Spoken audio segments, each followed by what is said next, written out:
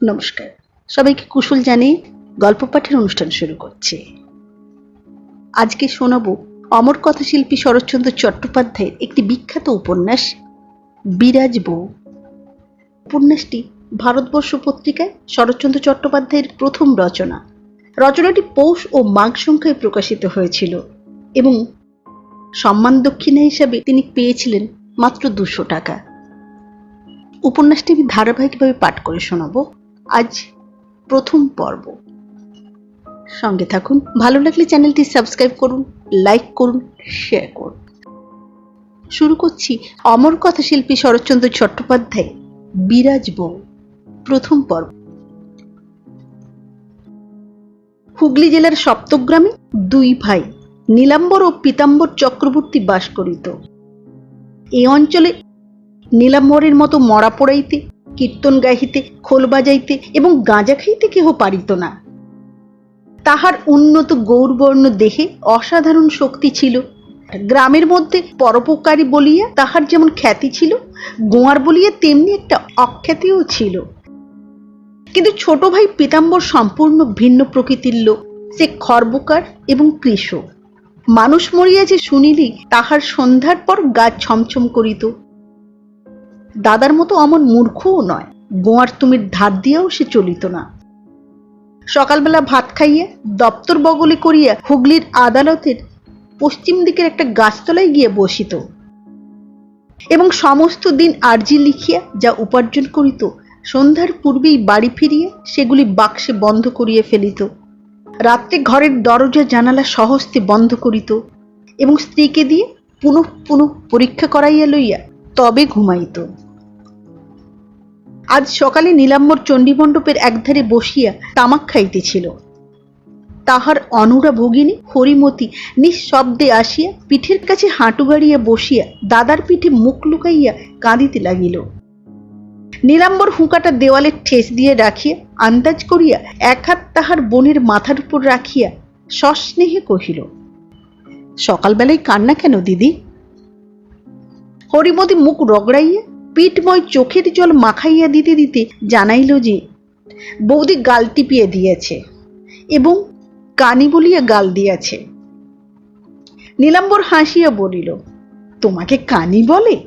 অমন দুটি চোখ থাকতে যে কানি বলে, সেই কানি। কিন্তু গাল টিপে দেয় কেন? হরিমতি কাঁদিতে কাঁদিতে বলিল, মিছি মিছি। মিছি মিছি? আচ্ছা চল তো দেখি বলিয়া বোনের হাত ধরিয়া ভিতরে আসিয়া ডাকিল, বিরাজ বউ, বিরাজ বউ। বড়বধূর নাম বিরাজ। তাহার 9 বৎসর বয়সে বিবাহ হইয়াছিল বলিয়া সকলে বিরাজ বউ বলিয়া ডাকিত। এখন তাহার বয়স 19-20। শাশুড়ির মরণের পর হইতে সেই গৃহিণী। বিরাজ অসামান্যা সুন্দরী। 4-5 বছর পূর্বে তাহার একটি পুত্র সন্তান জন্মিয়া আতুরেই মরিয়াছিল। সেই অবধি সে নিঃসন্তান। রান্নাঘরে কাজ করিতেছিল। স্বামীর ডাকে বাহিরে আসিয়া ভাই বোনকে একসঙ্গে দেখিয়া জ্বলিয়ে উঠিয়া বলিল, পোড়নমুখী, আবার নালিশ করতে গিয়েছিলি? নীলাম্বর বলিল, কেন যাবে না? তুমি কানি বলেছ সেটা তোমার মিছে কথা, কিন্তু তুমি গাল টিপে দিলে কেন? বিরাজ কহিল, অত বড় মেয়ে ঘুম থেকে উঠে চোখে মুখে জল দেওয়া নেই, কাপড় ছাড়া নেই, গোয়ালে ঢুকে বাছুর খুলে দিয়ে হাঁ করে দাঁড়িয়ে দেখছে। আজ এক ফোঁটা দুধ পাওয়া গেল না, ওকে মারা উচিত। নীলাম্বর বলিল, না না, ঝিকে গয়লাবাড়ি পাঠিয়ে দেওয়া উচিত। কিন্তু তুমি দিদি হঠাৎ বাছুর খুলে দিতে গেলে কেন? ও কাজটা তো তোমার নয়। হরিমতি দাদার পিছনে দাঁড়াইয়া আস্তে আস্তে বলিল, আমি মনে করেছি দুধ দোয়া হয়ে গেছে, আর কোনোদিন মনে করো বলিয়া বিরাজ রান্নাঘরে ঢুকিতে যাইতেছিল। নীলাম্বর হাসিয়া বলিল, তুমিও একদিন ওই বয়সে মায়ের পাখি উড়িয়ে দিয়েছিলে। খাঁচার দোর খুলে দিয়ে মনে করেছিলে খাঁচার পাখি উঠতে পারে না, মনে পড়ে? বিরাজ ফিরিয়া দাঁড়াইয়া হাসি মুখে বলিল, পড়ে, কিন্তু ও বয়সে নয়, আরও ছোট ছিলাম বলিয়া কাজে চলিয়া গেল। হরিমতি বলিল, চলো না দাদা, বাগানে গিয়ে দেখি আম পাকলো কিনা। তাই চল দিদি। যদু চাকর ভিতরে ঢুকিয়ে বলিল, নারায়ণ ঠাকুরদা বসে আছেন। নীলাম্বর একটু অপ্রতিভ হইয়া মৃদুস্বরে বলিল, এর মধ্যেই এসে বসে আছেন? রান্নাঘরের ভিতর হইতে বিরাজ একথা শুনিতে পাইয়া দ্রুতপদে বাহিরে আসিয়া চেঁচাইয়া বলিল, যেতে বলে দেখুর ওকে। স্বামীর প্রতি চাহিয়া বলিল, সকাল বেলাতেই যদি ওসব খাবে তো আমি মাথা খুঁড়ে মরব। কিসব হচ্ছে আজকাল? নীলাম্বর জবাব দিল না, নিঃশব্দে ভগিনীর হাত ধরিয়ে খিড়কির দ্বার দিয়া বাগানে চলিয়া গেল। এই বাগানটির এক প্রান্ত দিয়ে শীর্ণকায়া সরস্বতী নদীর মৃদু স্রোতটুকু গঙ্গাযাত্রীর শ্বাস প্রশ্বাসের মতো বহিয়া যাইতেছিল। সর্বাঙ্গ শৈবালে পরিপূর্ণ, শুধু মাঝে মাঝে গ্রামবাসীরা জল আহরণের জন্য কূপ খনন করিয়া রাখিয়া গিয়াছে। তাহারই আশেপাশে শৈবাল মুক্ত অগভীর তলদেশের বিভক্ত শুক্তিগুলি স্বচ্ছ জলের ভিতর দিয়া অসংখ্য মাণিক্যের মতো সূর্যালোকে জ্বলিয়ে জ্বলিয়ে উঠিতেছিল। তীরে একখণ্ড কালো পাথর সমীপস্থ সমাধিস্তূপের প্রাচীর গাত্র হইতে কোনো এক অতীত দিনের বর্ষার খরস্রোতে স্খলিত হইয়া আসিয়া পড়িয়াছিল। এ বাড়ির বধূরা প্রতি সন্ধ্যায় তাহারই একাংশে মৃতাত্মার উদ্দেশ্যে দীপ জ্বালিয়ে দিয়ে যাইত। সেই পাথরখানির একধারে আসিয়া নীলাম্বর ছোট বোনটির হাত ধরিয়া বসিল। নদীর উভয় তীরেই বড় বড় আমবাগান এবং বাঁশঝাড়, দু একটা বহু প্রাচীন অসত্য বট নদীর উপর পর্যন্ত ঝুঁকিয়ে পড়িয়া শাখা মেলিয়া দিয়াছে। ইহাদের শাখায় কতকাল কত পাখি নিরুদ্বেগে বাসা বাঁধিয়াছে, কত শাবক বড় করিয়াছে, কত ফল খাইয়াছে, কত গান গাহিয়াছে। তাহারই ছায়ায় বসিয়া ভাই বোন ক্ষণকাল চুপ করিয়া রহিল। হঠাৎ হরিমতি দাদার কোড়ের কাছে আরো একটু সরিয়ে আসিয়া বলিল, আচ্ছা দাদা, বৌদি কেন তোমাকে বৈষ্ণব ঠাকুর বলে ডাকে? নীলাম্বর গলায় তুলসীর মালা দেখাইয়া হাসিয়া বলিল, আমি বৈষ্ণব বলেই ডাকি দিদি। হরিমতি অবিশ্বাস করিয়া বলিল, যা, তুমি কেন বৈষ্ণব হবে? তারা তো ভিক্ষে করে। আচ্ছা, ভিক্ষে কেন করে দাদা? নেই বলেই করে। হরিমতি মুখপানে চাহি জিজ্ঞাসা করিল, কিছু নেই? তাদের পুকুর নেই, বাগান নেই, ধানের গোলা নেই, কিচ্ছুটি নেই?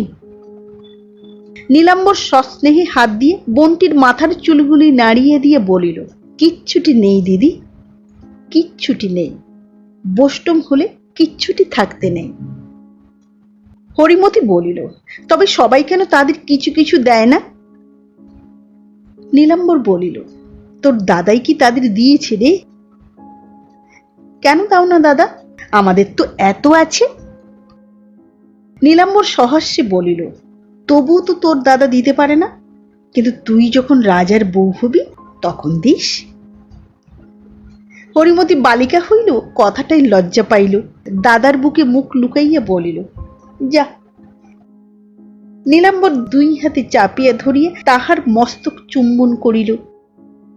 মা বাপ মরা এই ছোট বোনটিকে সে যে কত ভালোবাসিত তাহার সীমা ছিল না।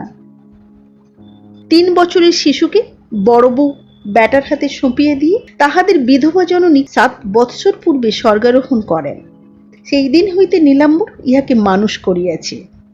সমস্ত গ্রামের রোগীর সেবা করিয়াছে, মরা পোড়াইয়াছে, কীর্তন গাহিয়াছে, গাঁজা খাইয়াছে, কিন্তু জননীর শেষ আদেশটুকু এক মুহূর্তের জন্য অবহেলা করে নাই। এমনি করিয়া বুকে করিয়া মানুষ করিয়াছিল বলিয়াই হরিমতি মায়ের মতো অসংকোচে দাদার বুকে মুখ রাখিয়া চুপ করিয়া রহিল। অদৃশ্যে পুরাতন ঝির গলা শোনা গেল, পুঁটি, পুঁটি, বৌমা ডাকছেন, দুধ খাবে, এসো। হরিমতি মুখ তুলিয়ে মিনতির স্বরে বলিল, দাদা, তুমি বলে দাও না এখন দুধ খাবো না। কেন খাবে না দিদি? হরিমতি বলিল, এখনো আমার একটু খিদে পায়নি।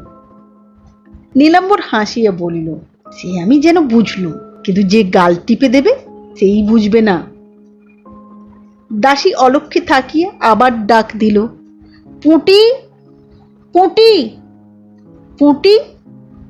নীলাম্বর তাহাকে তাড়াতাড়ি তুলিয়ে দিয়ে বলিল, যা তুই কাপড় ছেড়ে দুধ খেয়ে আয় বোন, আমি বসে আছি। হরিমতি অপ্রসন্ন মুখে ধীরে ধীরে চলিয়া গেল।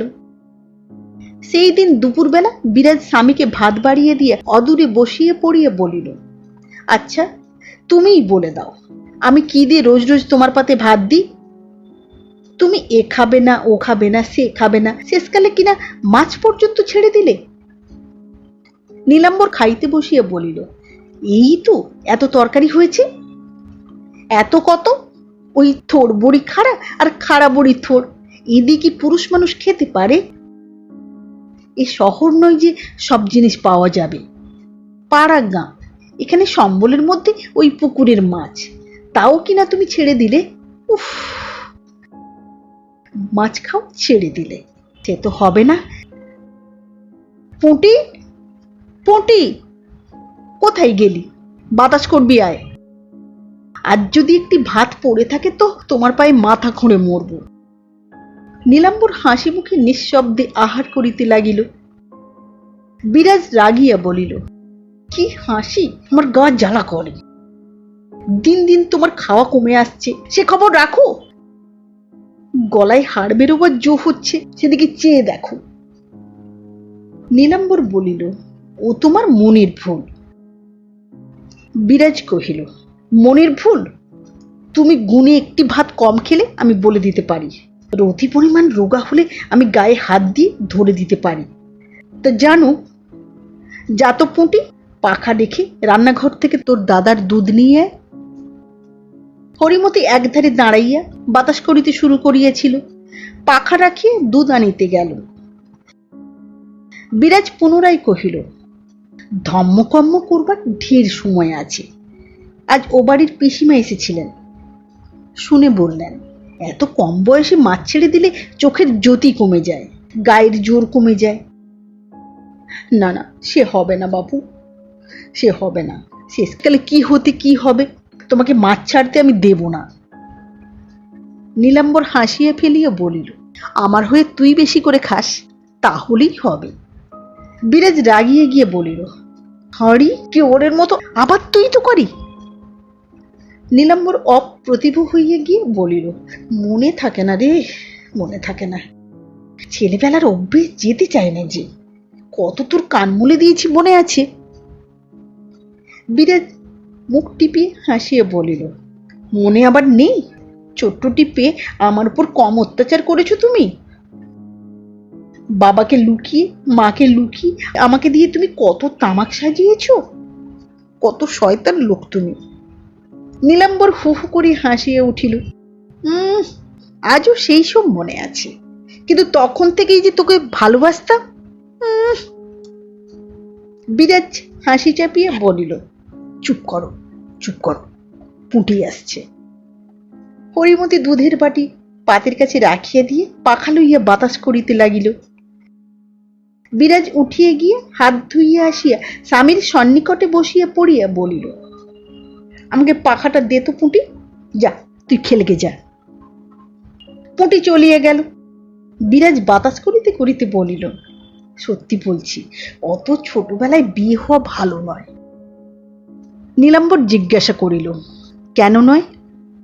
আমি তো বলি মেয়েদের খুব ছোটবেলায় বিয়ে হওয়াই ভালো। বিরাজ মাথা নাড়িয়া বলিল, না, আমার কথা আলাদা, কেননা আমি তোমার হাতে পড়েছিলাম। তাছাড়া আমার দুষ্টু বজ্জাত যা ননদ ছিল না। আমি 10 বছর বয়স থেকেই গিন্নি, কিন্তু আর 5 জনের ঘরেও দেখছি তো, ওই যে ছোটবেলা থেকে বকা ঝকা মারধর শুরু হয়ে যায়, শেষে বড় হয়েও সে দোষ ঘোচে না, বকা ঝকাও থামে না। সেই জন্যই তো আমি আমার পুঁটির বিয়ের নামটি করি নাই। নইলে পরশু রাজেশ্বরী তলায় ঘোষালদের বাড়ি থেকে ঘুটকি এসেছিল, সর্বাঙ্গে গহনা 1000 টাকার নগদ। তবু আমি বলি, না, আরো 2 বছর থাক। নীলাম্বর মুখ তুলিয়ে আশ্চর্য হইয়া বলিল, তুই কি পণ নিয়ে মেয়ে বেচবি নাকি রে? বিরাজ বলিল, কেন নেব না? আমার একটা ছেলে থাকলে টাকা দিয়ে মেয়ে ঘরে আনতে হতো না? আমাকে তোমরা 300 টাকা দিয়ে কিনে আনোনি? ঠাকুরপুর বিয়েতে 500 টাকা দিতে হয়নি? না না, তুমি আমার ওসব কথায় থেকো না। আমাদের যা নিয়ম তাই আমি করব। নীলাম্বর অধিকতর আশ্চর্য হইয়া বলিল, আমাদের নিয়ম মেয়ে বেচা, এ খবর কে তোকে দিলে? আমরা পণ দিই বটে, কিন্তু মেয়ের বিয়েতে 1 পয়সাও নিয়ে নে। আমি পুঁটিকে দান করব। বিরাজ স্বামীর মুখ চোখের ভাব লক্ষ্য করিয়া হঠাৎ হাসিয়ে ফেলিয়া বলিল, আচ্ছা আচ্ছা, তাই করো। এখন খাও, ছুতো করে যেন উঠে যেও না। নীলাম্বর হাসিয়া ফেলিয়া বলিল, আমি বুঝি ছুতো করে উঠে যাই? বিরাজ কহিল, না, একদিনও না। ও দোষটি তোমার শ্বশুরেও দিতে পারবে না। এই জন্য কতদিন যে আমাকে উপোস করে কাটাতে হয়েছে সে ছোট বউ জানে। ও কি, খাওয়া হয়ে গেল নাকি? বিরাজ ব্যস্ত হইয়া পাখাটা ফেলিয়ে দিয়ে দুধের বাটি চাপিয়া ধরিয়া বলিল, মাথা খাও, উঠো না। ওপটি, শিগগির যা, ছোট বউয়ের কাছ থেকে 2টো সন্দেশ নিয়ে আয়। না না, ঘাড় নাড়লে হবে না। তোমার কখনো পেট ভরেনি। মাইরি বলছে, আমি তাহলে ভাত খাবো না। কাল রাত্রির 1টা পর্যন্ত জেগে সন্দেশ তৈরি করেছি। হরিমতি একটা রেকাবিতে সবগুলো সন্দেশ লইয়া ছুটিয়া আসিয়া পাতের কাছে রাখিয়া দিল। নীলাম্বর হাসিয়া উঠিয়া বলিল, আচ্ছা তুমিই বলো, এতগুলো সন্দেশ এখন খেতে পারি? বিরাজ মিষ্টান্নের পরিমাণ দেখিয়ে মুখ নিচু করিয়া বলিল, গল্প করতে করতে অন্যমনস্ক হয়ে খাও, পারবে, তবু খেতে হবে। নীলাম্বর হাসিয়া কহিল, তবু খেতে হবে? বিরাজ কহিল, হ্যাঁ, হয় মাছ ছাড়তে পাবে না, না হয় এই জিনিসটা একটু বেশি করেই খেতে হবে। নীলাম্বর রেকাবিটা টানিয়া লইয়া বলিল, তোর এই খাবার জুলুমের ভয় ইচ্ছে করে বনে গিয়ে বসে থাকি। পুঁটি বলিয়া উঠিল, আমাকেও দাদা। বিরাজ ধমক দিয়ে উঠিল, চুপ কর পোড়ার মুখী, খাবি নে তো বাঁচবি কি করে? এই নালিশ করা বেরুবে শ্বশুর বাড়ি গিয়ে। মাস 1.5 পরে 5 দিন জ্বর ভোগের পর আজ সকাল হইতে নীলাম্বরের জ্বর ছিল না। বিরাজ বাসি কাপড় ছাড়াইয়া সহস্তে কাঁচা কাপড় পরাইয়া দিয়া মেঝেই বিছানা পাতিয়া শোয়াইয়া দিয়া গিয়াছিল। নীলাম্বর জানালার বাহিরে একটা নারিকেলে বৃক্ষের পানে চাহিয়া চুপ করিয়া পড়িয়াছিল। ছোট বোন হরিমতি কাছে বসিয়া ধীরে ধীরে পাখার বাতাস করিতেছিল। অনতিকাল পরে স্নান করিয়া বিরাজ সিক্ত চুল পিঠের উপর ছড়াইয়া দিয়া পট্টবস্ত্র পরিয়া ঘরে ঢুকিল। সমস্ত ঘর যেন আলো হইয়া উঠিল। নীলাম্বর চাহিয়া দেখিয়া বলিল, ও কি? বিরাজ বলিল, যাই বাবা পঞ্চাননের পুজো পাঠিয়ে দিই গে। বলিয়া তিওরের কাছে হাঁটু গাড়িয়া বসিয়া হাত দিয়ে স্বামীর কপালের উত্তাপ অনুভব করিয়া বলিল, না, জ্বর নেই। জানি না এবছর মার মনে কি আছে। ঘরে ঘরে কি কাণ্ড যে শুরু হয়েছে। আজ সকালে শুনলাম আমাদের মতি মোড়লের ছেলের সর্বাঙ্গে মার অনুগ্রহ হয়েছে। দেহে তিল রাখবার স্থান নেই। নীলাম্বর ব্যস্ত হইয়া জিজ্ঞাসা করিল, মতির কোন ছেলের বসন্ত দেখা দিয়েছে? বড় ছেলের। আহা, ওই ছেলেই ওর রোজগারি। মা শীতলা, গা ঠান্ডা করো মা। গেল শনিবারের শেষ রাত্রিরে ঘুম ভেঙে হঠাৎ তোমার গায়ে হাত পড়াই দেখি, গা যেন পুড়ে যাচ্ছে। ভয়ে বুকের রক্ত কাঠ হয়ে গেল। উঠে বসে অনেকক্ষণ কাঁদলুম, তারপরে মানত করলুম, মা শীতলা, ভালো যদি করো মা, তবেই তো তোমার পুজো দিয়ে আবার খাবো দাবো, না হলে অনাহারে প্রাণ ত্যাগ করব। বলিতে বলিতে তাহার 2 চোখ অশ্রুসিক্ত হইয়া 2 ফোঁটা জল পড়িল। নীলাম্বর আশ্চর্য হইয়া বলিল, তুমি উপোস করে আছো নাকি? হরিমতি বলিল, হ্যাঁ দাদা, কিচ্ছু খায় না বৌদি, কেবল সন্ধেবেলায় 1 মুঠো কাঁচা চাল আর 1 ঘুঁটি জল খেয়ে আছে, কারো কথা শোনে না। নীলাম্বর অত্যন্ত অসন্তুষ্ট হইয়া বলিল, এইগুলো তোমার পাগলামি নয়? বিরাজ আঁচল দিয়ে চোখ মুছিয়ে ফেলিয়া বলিল, পাগলামি নয়, আসল পাগলামি। মেয়ে মানুষ হয়ে জন্মালে তো বুঝতে স্বামী কি বস্তু, তখন বুঝতে এমন দিনে তার জ্বর হলে বুকের ভেতরে কি করতে থাকে। বলিয়া উঠিয়ে যাইতেছিল, দাঁড়াইয়া বলিল, পুঁটি, ঝি পুজো নিয়ে যাচ্ছে, সঙ্গে যাস তো যা, শিগগির করে স্নান করে নিগে। পুঁটি আহ্লাদে দাঁড়াইয়া উঠিয়া বলিল, যাব বৌদি, তবে দেরি করিস নে, যা, ঠাকুরের কাছে তো দাদার জন্য বেশ করে বর চেয়ে নিস। পুঁটি ছুটিয়া চলিয়া গেল। নীলাম্বর হাসিয়া বলিল, সেও পারবে, বরং তোমার চেয়ে ভালো পারবে। বিরাজ হাসি মুখে ঘাড় নাড়িল, বলিল, তা মনে করো না। ভাই বলো আর বাপ মাই বলো, মেয়ে মানুষের স্বামীর বড় আর কেউ নয়। ভাই বাপ মা গেলে দুঃখ কষ্ট খুবই হয়, কিন্তু স্বামী গেলে যে সর্বস্ব যায়। এই যে 5 দিন না খেয়ে আছি, তা দুর্ভাবনার চাপে একবার মনেও হয়নি যে উপোস করে আছি। কিন্তু কই, ডাকো তো তোমার কোন বোনকে দেখি কেমন। নীলাম্বর তাড়াতাড়ি বাধা দিয়ে বলিল, আবার? বিরাজ বলিল, তবে বলো কেন, পাগলামি করেছি? সে আমি জানি, আর যে দেবতা আমার মুখ রেখেছেন তিনিই জানেন। আমি তো তাহলে একটি দিনও বাঁচতুম না। সিঁথির এ সিঁদুর তোলবার আগে এ সিঁথি পাথর দিয়ে চেঁচে ফেলতুম। শুভযাত্রা করে লোকে মুখ দেখবে না, শুভকর্মে লোকে ডেকে জিজ্ঞেস করবে না, এ দুটো শুধু হাত লোকের কাছে বার করতে পারবো না, লজ্জায় এ মাথার আঁচল সরাতে পারবো না। ছি ছি ছি, সে বাঁচা কি আবার একটা বাঁচা? সেকালে যে পুড়িয়ে মারা ছিল সে ছিল ঠিক কাজ। পুরুষ মানুষে তখন মেয়ে মানুষের দুঃখ কষ্ট বুঝতো, এখন বোঝে না। নীলাম্বর কহিল, না, তুই বুঝিয়ে দিগে। বিরাজ বলিল, তা পারি, আর শুধু আমি কেন, তোমাকে পেয়ে যে কেউ হারাবে সেই বুঝিয়ে দিতে পারবে। আমি একলা নয়। যাক, কিসব বকে যাচ্ছি বলিয়া হাসিয়া উঠিল। তারপর ঝুঁকিয়া পড়িয়া আরেকবার স্বামীর বুকের উত্তাপ হাত দিয়ে অনুভব করিয়া বলিল, গায়ে তোমার কোথাও ব্যথা নেই তো? নীলাম্বর ঘাড় নাড়িয়া বলিল, না। বিরাজ বলিল, তবে আর কোনো ভয় নেই। আজ আমার খিদে পেয়েছে, যাই এইবার দুটো রাঁধবার জোগাড় করি গে। সত্যি বলছি তোমাকে, আজ কেউ যদি আমার একখানা হাত কেটে দেয় তাহলেও বোধ করি রাগ হয় না। যদু চাকর বাহির হইতে ডাকিয়া বলিল, মা, কবিরাজ মশাইকে এখন ডেকে আনতে হবে কি? নীলাম্বর কহিল, না না না, আর আবশ্যক নেই। যদু তথাপি গৃহিণীর অনুমতির জন্য দাঁড়াইয়া রহিল। বিরাজ তাহা দেখিতে পাইয়া বলিল, না, যা ডেকে নিয়ে আয়, একবার ভালো করে দেখে যান।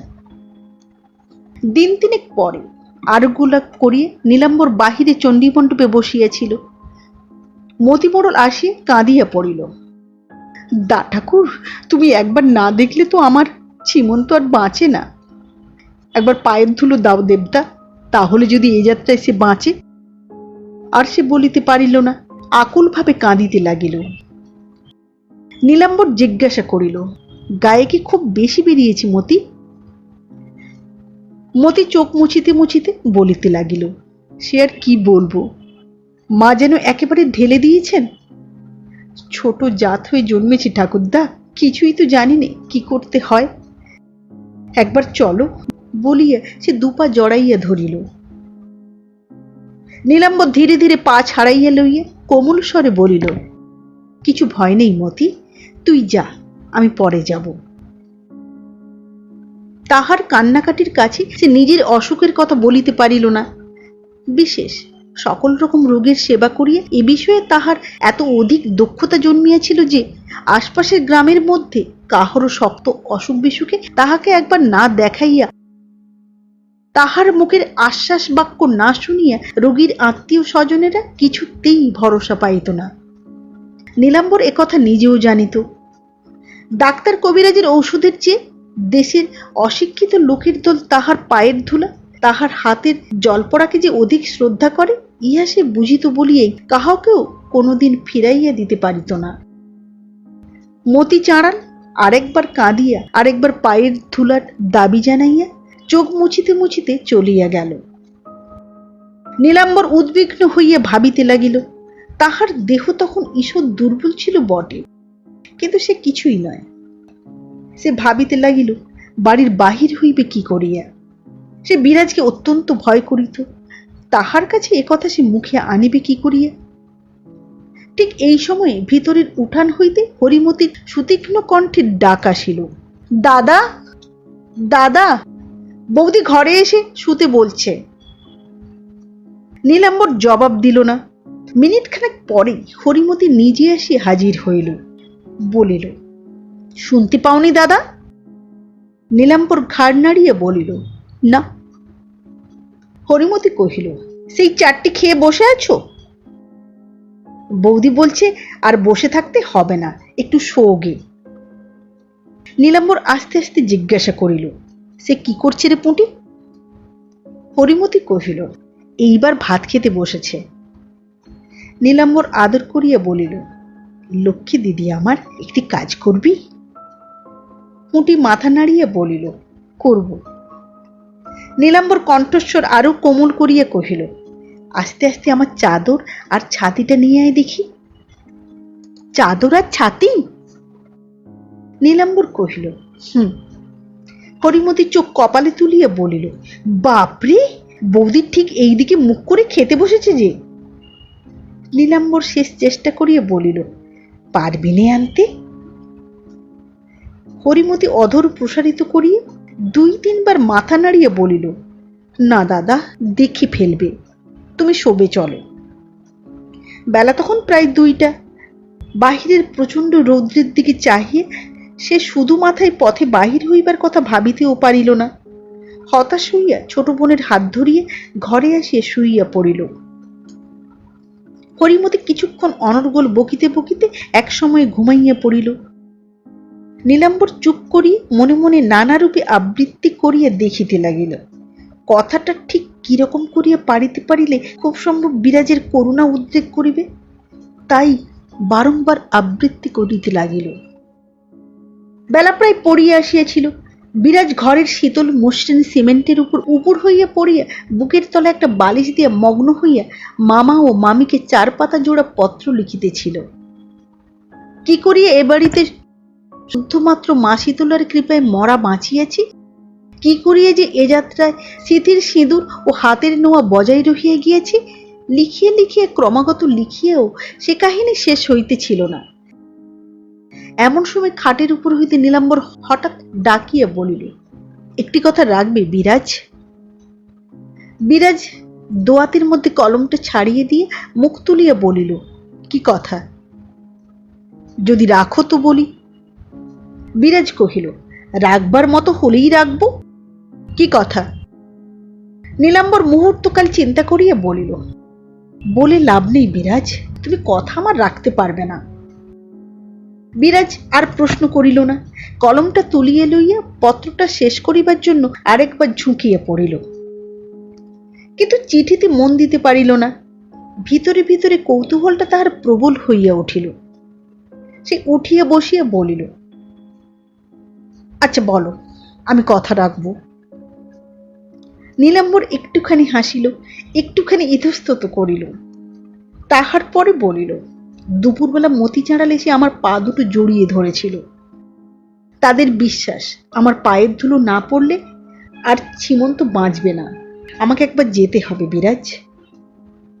তাহার মুখ পানে চাহিয়া বিরাজ স্তব্ধ হইয়া বসিয়া রহিল। খানিক পরে বলিল, এই রোগা দেহ নিয়ে তুমি যাবে? কি করব বিরাজ, কথা দিয়েছি, আমাকে একবার যেতেই হবে। কথা দিলে কেন? নীলাম্বর চুপ করিয়া বসিয়া রহিল। বিরাজ কঠিনভাবে বলিল, তুমি কি মনে করো তোমার প্রাণটা তোমার একলার? ওতে কারো কিছু বলবার নেই? তুমি যা ইচ্ছে তাই করতে পারো। নীলাম্বর কথাটা লঘু করিয়া ফেলিবার জন্য হাসিবার চেষ্টা করিল, কিন্তু স্ত্রীর মুখের পানে চাহিয়ে তাহার হাসি আসিল না। কোনো মতে বলিয়া ফেলিল, কিন্তু তার কান্না দেখলে। বিরাজ কথার মাঝখানেই বলিয়া উঠিল, ঠিক তো, তার কান্না দেখলে কিন্তু আমার কান্না দেখবার লোক সংসারে আছে কি? বলিয়া 4 পাতা জোড়া চিঠিখানা তুলিয়া লইয়া কুচি কুচি করিয়া ছিঁড়িয়া ফেলিতে ফেলিতে বলিল, উফ, পুরুষ মানুষেরা কি 4 দিন 4 রাত না খেয়ে না ঘুমিয়ে কাটালো। ও হাতে হাতে তার প্রতিফল দিতে চলল। ঘরে ঘরে জ্বর, ঘরে ঘরে বসন্ত, এই রোগা দেহ নেই ও রোগী ঘাঁটতে চলল। আচ্ছা যাও, আমার ভগবান আছেন বলিয়া আরেকবার বালিশে বুক দিয়ে উপর হইয়া পড়িল। বোধহয় কাঁদিতে লাগিল। নীলাম্বরের ওষ্ঠা ধরে অতি সূক্ষ্ম অতি ক্ষীণ হাসি ফুটিয়ে উঠিল। ধীরে ধীরে বলিল, সে ভরসা কি তোদের আছে বিরাজ, যে কথায় কথায় ভগবানের দোহাই পারিস? বিরাজ তাড়াতাড়ি উঠিয়ে বসিয়া ক্রোধের স্বরে বলিল, না, ভগবানের উপর ভরসা শুধু তোমাদের একচেটে, আমাদের নয়। আমরা মেয়ে মানুষ কিনা, আমরা কীর্তন গাইনে, তুলসীর মালা পরিনে, মরা পড়াইনে, তাই আমাদের নয়, একলা তোমাদের। নীলাম্বর তাহার রাগ দেখিয়ে হাসিয়া উঠিল, বলিল, রাগ করিস নে বিরাজ, সত্যিই তাই। তুই একা নয়, তোরা সবাই ওই। ভগবানের উপর ভরসা করে থাকতে যতটা জোরের দরকার ততটা জোর মেয়ে মানুষের দেহে থাকে না, তাতে তোর দোষ কি? বিরাজ আরো রাগিয়া বলিল, না, দোষ কেন, ওটা মেয়ে মানুষের গুণ। কিন্তু গায়ের জোরের যদি এত দরকার, তো বাঘ ভালুকের গায়েও তো আরো জোর আছে। আর জোর থাক ভালো, না থাক ভালো, এই রোগী দেহ নিয়ে তোমাকে আমি আর বার হতে দেব না, তা তুমি যত তর্কই করো না কেন। নীলাম্বর আর কথা কহিল না, চুপ করিয়া শুইয়া রহিল। বিরাজও কিছুক্ষণ নিঃশব্দে বসিয়া থাকিয়ে বেলা গেল, যাই বলিয়া উঠিয়া গেল। ঘণ্টাখানেক পরে দীপ জ্বালিয়ে ঘরে সন্ধ্যা দিতে আসিয়া দেখিল স্বামী শয্যায় নাই। তাড়াতাড়ি বাহিরে এসে ডাকিয়া বলিল, পুঁটি, পুঁটি, পুঁটি, তোর দাদা কই রে? যা বাইরে দেখে আয় তো। পুঁটি ছুটিয়া চলিয়া গেল। মিনিট 5 পরে হাঁপাইতে হাঁপাইতে ফিরিয়া আসিয়া বলিল, কোথাও নেই দাদা, নদীর ধারেও না। বিরাজ ঘাড় নাড়িয়া বলিল, তারপরে রান্নাঘরের দুয়ারে আসিয়া গুম হইয়া বসিয়া রহিল। নমস্কার। ভালো লাগলে লাইক করুন, সাবস্ক্রাইব করুন, শেয়ার করুন। আবার দেখা হবে আগামী পর্বে উপন্যাসের পরবর্তী অংশ নিয়ে। আজকের মতো নমস্কার।